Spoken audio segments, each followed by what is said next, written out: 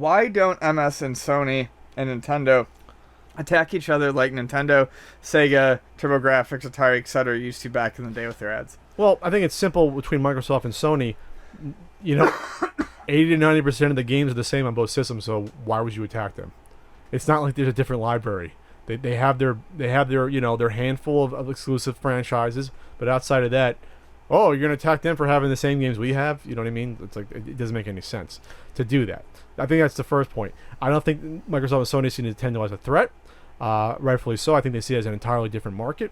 And I think there's rarely, if you're going to have a Nintendo, you're probably going to have one of the other systems as well. It's not like you're going to choose, because Nintendo does have different games on it. Mm-hmm. The first party games are totally different for the most part. And plus they have the third party ones that are different that usually won't appear in the other ones, much to Nintendo's chagrin, because they can't get a GTA game on their system. Maybe the next one. So there's no reason to do that.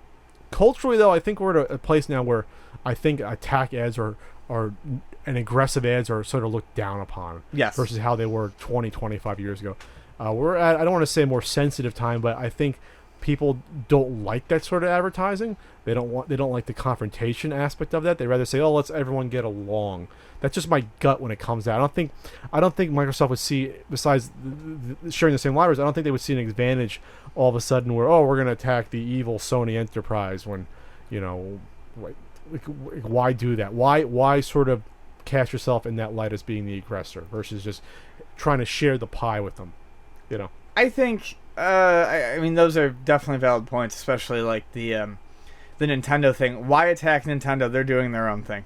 I mean, you gain nothing from attacking Nintendo, but I think it's also attitude. I don't necessarily think it's a let's get along thing, because I mean Sony did make some slightly funny ads poking at Xbox and stuff like that, and that happens. I think it's a difference of time, but I think it's also a large difference in target market.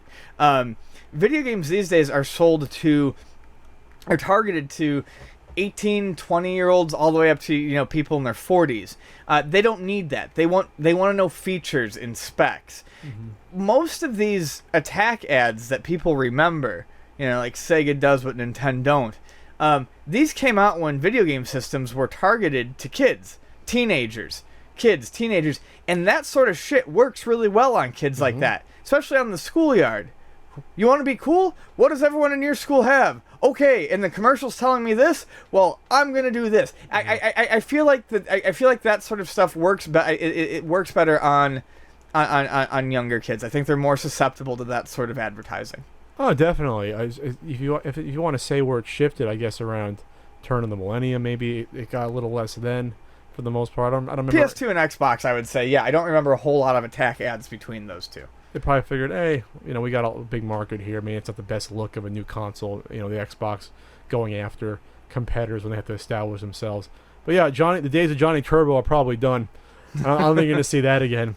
I think people are going to look to play nice, and then I think being that it's easier to stir up, being that we're in a social media world now with the internet and Twitter and everything else. It's easier to stir up controversy to begin with and rivalries that may not even exist. So, like, maybe why feed into that? That's a fantastic point. Thanks. Your fans are already doing the attack ads for you.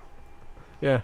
I mean, so why bother? That way you can look professional and stay out of it and let your fanboys do it.